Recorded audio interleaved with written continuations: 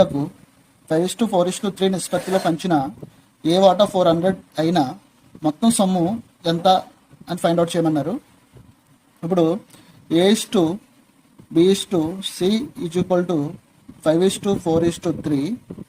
So ఇక్కడ మనకి ఏ వాటా 400 అన్నారు, అంటే 5 పార్ట్స్ 400 అయినా ఇక్కడ మొత్తం సొమ్ము ఫైండ్ అవుట్ చేయమన్నారు కాబట్టి మొత్తం ఎన్ని పార్ట్స్ ఉన్నాయంటే 5+4 9, 9+3 ఈక్వల్ టు 12 పార్ట్స్ ఉన్నాయి.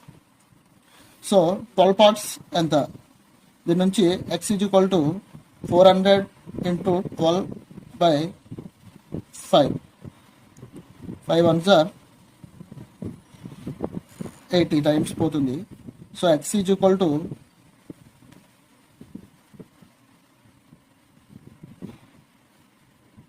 960 అవుతుంది.